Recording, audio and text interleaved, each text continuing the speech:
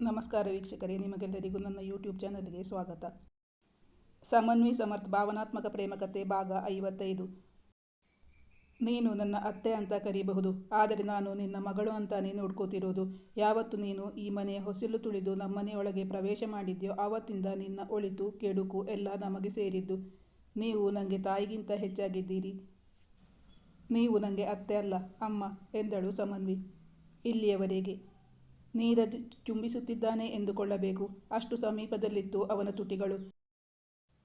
ನೀರಜ್ ಹೆಣೆದ ಬಲೆಯಲ್ಲಿ ಸಿಕ್ಕಿಹಾಕಿಕೊಳ್ಳುತ್ತಾಳೆ ಸಮನ್ವಿ. ಅವನ ಕರೆ ಬಂದಾಗಲೆಲ್ಲ ಅವಳಿಗೆ ಭಯವಾಗುತ್ತದೆ. ಅದನ್ನು ಸೂಕ್ಷ್ಮವಾಗಿ ಗಮನಿಸುತ್ತಾರೆ ಸುನಂದ. ಮುಂದುವರಿದ ಭಾಗ.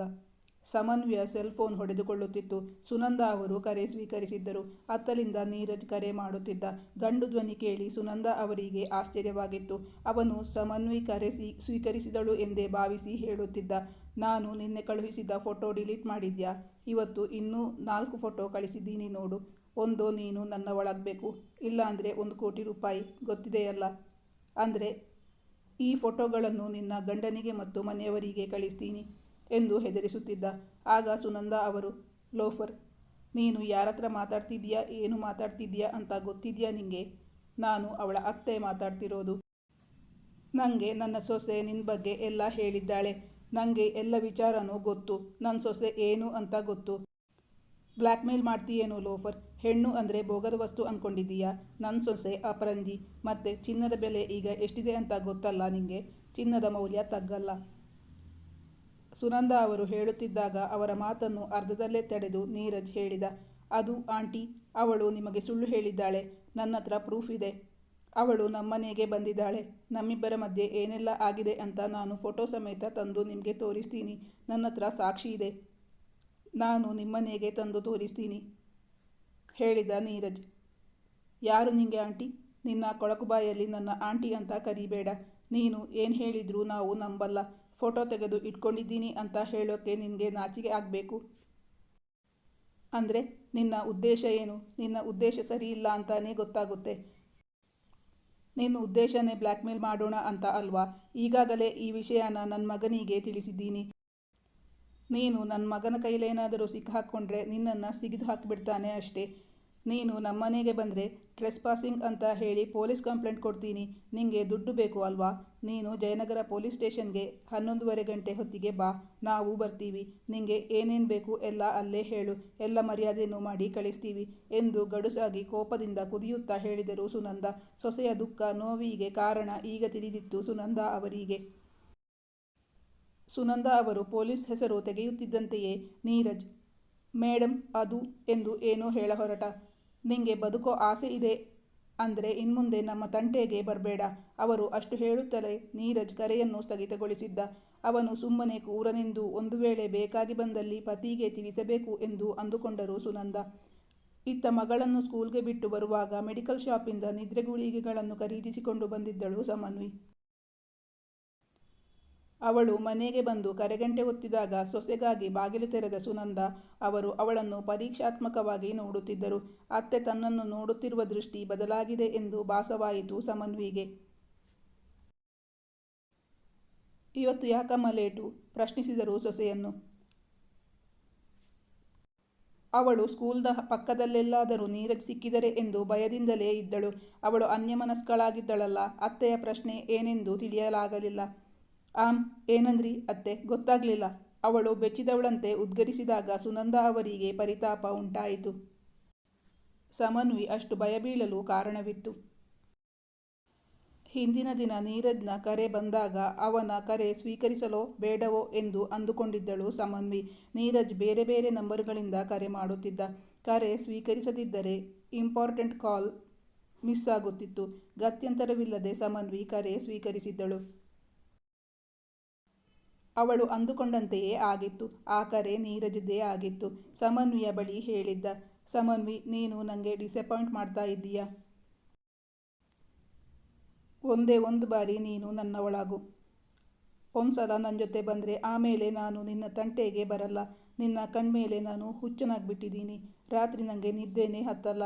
ನಿಮ್ಮನೇಲಿ ಜನ ಇದ್ದಾರೆ. ನಮ್ಮನೇಲೂ ಬೇಡ ಅಂದರೆ ಬೇಡ. ಹೋಟೆಲ್ಗೆ ಹೋಗೋಣ. ನಾನೇ ಬುಕ್ ಮಾಡ್ತೀನಿ. ಯಾವಾಗ ಬರಲಿ? ನಾಳೆ ಮಗಳನ್ನು ಸ್ಕೂಲ್ಗೆ ಬಿಡ್ತೀಯಲ್ಲ, ಆಗ ನಾನು ಕಾಯ್ತಾ ಇರ್ತೀನಿ. ಅವನ ಮಾತು ಕೇಳಿ ಸಮನ್ವಿ ನಖಶಿಖಾಂತ ಉರಿದು ಬಿಟ್ಟಿದ್ದಳು. ನೀನು ನನ್ನತ್ರ ಬಂದರೆ ಕಾಲಲ್ಲಿರುವ ಚಪ್ಪಲಿ ತೆಗೆದು ನಿಂಗೆ ಹೊಡಿತೀನಿ, ಗೋ ಟು ಹೆಲ್ ಎಂದು ಅವನನ್ನು ಬೈದಿದ್ದಳು. ಅದಕ್ಕವನು, ನಾನು ನಮ್ಮಿಬ್ಬರ ವಿಷಯ ನಿನ್ನ ಅತ್ತೆ ಮಾವನಿಗೆ ತಿಳಿಸಿ ನಿನ್ನನ್ನು ಜೊತೆಗೆ ಕರ್ಕೊಂಡು ಹೋಗುವವನೇ ಎಂದು ವಿಕಾರವಾಗಿ ನಕ್ಕಿದ್ದ. ಸ್ಕೂಲ್ ಬಳಿ ಅವಳಿಗೆ ಸಿಕ್ಕಿರಲಿಲ್ಲ. ಅವನು ಮನೆಗೆ ಬಂದಿದ್ದಾನಾ ಎಂಬ ಸಂಶಯ ಉಂಟಾಯಿತು ಅವಳಿಗೆ. ಅವರಿಬ್ಬರ ಮಧ್ಯೆ ಏನೂ ನಡೆದಿರದಿದ್ದರೂ ಆ ಫೋಟೋಗಳನ್ನು ಸಾಕ್ಷಿ ಎಂದು ತೋರಿಸಿದರೆ ಅವಳಿಗೆ ಏನು ಮಾಡಲು ಸಾಧ್ಯವಿರಲಿಲ್ಲವಲ್ಲ. ಅವನ ಮಾತನ್ನು ಅತ್ತೆ ಮಾವ ನಂಬಿದರೆ? ಆದ್ದರಿಂದ ಭಯಗೊಂಡಿದ್ದಳು ಸಮನ್ವಿ. ಮೆಡಿಕಲ್ ಶಾಪ್ಗೆ ಹೋಗಿದ್ದೆ ಅತ್ತೆ, ಅದರಿಂದ ಲೇಟಾಯಿತು. ಅವರ ಪ್ರಶ್ನೆಗಳಿಗೆ ಈಗ ಉತ್ತರಿಸಿದ್ದಳು. ಅಷ್ಟರಲ್ಲಿ ಅವಳ ಸೆಲ್ ಫೋನ್ ಮತ್ತೆ ಹೊಡೆದುಕೊಳ್ಳಲು ಆರಂಭಿಸಿತ್ತು. ಅತ್ತೆ ಮುಂದೆ ಕರೆ ಸ್ವೀಕರಿಸದಿರಲು ಸಾಧ್ಯವಿರಲಿಲ್ಲ. ಆದ್ದರಿಂದ ಭಯದಿಂದಲೇ ಕರೆ ಸ್ವೀಕರಿಸಿದ್ದಳು. ಅವಳಂದುಕೊಂಡಂತೆ ಅದು ನೀರಜ್ನ ಕರೆ ಆಗಿರಲಿಲ್ಲ. ಅದು ಅವಳ ಕಾರ್ ಇನ್ಶೂರೆನ್ಸ್ ಲ್ಯಾಪ್ಸ್ ಆಗುವುದರಲ್ಲಿತ್ತು. ಅದಕ್ಕಾಗಿ ಬಂದ ಕರೆಯಾಗಿತ್ತು ಅದು. ಸುನಂದ ಅವರಿಗೆ ಅವಳ ಪರಿಸ್ಥಿತಿ ಅರ್ಥವಾಗಿತ್ತಲ್ಲ. ಅವರು ಅವಳ ಬಳಿ ಬಂದು ಅವಳ ಬೆನ್ನು ನೇವರಿಸುತ್ತಾ ಹೇಳಿದರು, ನೀನ್ಯಾಕೆ ಇಷ್ಟು ಭಯಪಡ್ತಿದ್ದೀಯಾ, ಇಷ್ಟು ಬೇಜಾರು ಮಾಡ್ಕೊಂಡಿದ್ದೀಯಾ ಅಂತ ನನಗೆ ಈಗಾಗಲೇ ಗೊತ್ತಾಯಿತು. ಅತ್ತೆ ಅಷ್ಟು ಹೇಳುತ್ತಿದ್ದಂತೆಯೇ ನೀರಜ್ ಖಂಡಿತ ತನ್ನ ಮನೆಗೆ ಬಂದಿದ್ದಾನೆ ಎಂದು ಎನಿಸಿತು ಸಮನ್ವಿಗೆ. ಅವಳ ಕಣ್ಣು ಕತ್ತಲಿಟ್ಟಂತಾಯಿತು. ತನಗಿನ್ನು ಉಳಿಗಾಲವಿಲ್ಲ ಎಂದು ಎನಿಸಿದ್ದಳು ಸಮನ್ವಿ. ಅತ್ತೆ, ನಾನ್ಯಾವ ತಪ್ಪು ಮಾಡಿಲ್ಲ. ನಿಶಾನ ಅವಳ ಮನೆಯಲ್ಲಿ ಬಿಟ್ಟು ಬರೋಕೆ ಅಂತ ಹೋಗಿದ್ದು ಅಷ್ಟೇ. ಅವಳಪ್ಪ ಈ ರೀತಿಯೆಲ್ಲ ಮಾಡ್ತಾನೆ ಅಂತ ನನಗೆ ಗೊತ್ತೇ ಇರಲಿಲ್ಲ. ನನ್ನ ಟ್ರ್ಯಾಪ್ ಮಾಡಿದ್ದಾರೆ. ನಾನು ಹೇಗೋ ಅವನಿಂದ ತಪ್ಪಿಸಿಕೊಂಡು ಮನೆಗೆ ಬಂದ್ಬಿಟ್ಟೆ. ಆವತ್ತಿಂದ ರಾತ್ರಿ ನನಗೆ ಫೋನ್ ಮಾಡಿ ಹೆದರಿಸ್ತಿದ್ದಾನೆ ಅವನು. ನನ್ನ ಮೇಲೆ ಇಲ್ಲಸಲ್ಲದ್ದೆಲ್ಲ ಸುಳ್ಳು ಆರೋಪ ಹೊರಿಸ್ತಾ ಇದ್ದಾನೆ. ನಿಮ್ಮಲ್ಲೆಲ್ಲ ಹೇಳ್ತೀನಿ ಅಂತ ಹೆದರಿಸ್ತಿದ್ದಾನೆ. ಆದರೆ ನನ್ನ ಮಗಳ ಮೇಲಾಣೆ ಅತ್ತೆ, ನಾನು ಯಾವ ತಪ್ಪು ಮಾಡಿಲ್ಲ. ಹೀಗೆ ಹೇಳುವಾಗ ಅವಳ ಸ್ವರ ಗದ್ಗದಿತವಾಗಿತ್ತು.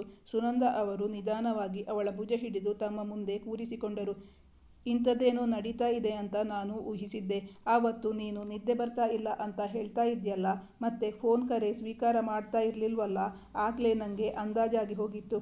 ಆದರೆ ನೀನು ವಿಷಯ ನನ್ನಿಂದ ಮುಚ್ಚಿಡ್ತಾ ಇದ್ದೀಯಾ ಅಂತಾನೂ ಗೊತ್ತಾಗಿತ್ತು. ಆಗ ಅವನು ಕರೆ ಮಾಡಿದ್ದ. ನೀನು ನನಗೆಲ್ಲ ವಿಷಯ ಹೇಳಿದ್ದೆ ಅಂತಾನೇ ನಾನು ಅವನತ್ರ ಹೇಳಿದ್ದೀನಿ. ನಮ್ಮ ಮನೆಯವರಿಗೆಲ್ರಿಗೂ ಈ ವಿಷಯ ಗೊತ್ತಿದೆ ಅಂತಾನೇ ಹೇಳಿದ್ದೀನಿ.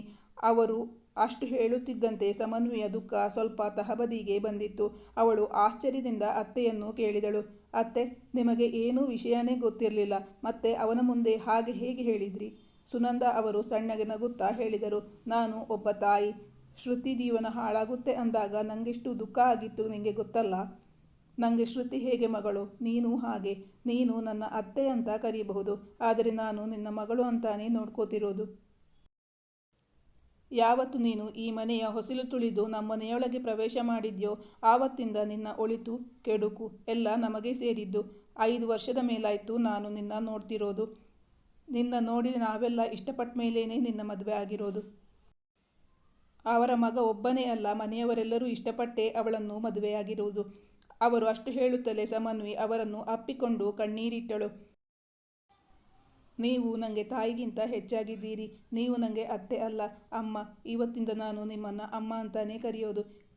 ಇಷ್ಟು ದಿನ ನೀನು ಅತ್ತಿದ್ದು ಸಾಕು, ಇನ್ನು ಅಳ್ಬೇಡ. ನಮ್ಮನೆ ಮಹಾಲಕ್ಷ್ಮಿ ನೀನು. ನೀನು ಹೀಗೆ ದಿನ ಕಣ್ಣೀರು ಹಾಕಿದರೆ ನಮ್ಮನೆಗೆ ಶ್ರೇಯಸ್ಸಲ್ಲ.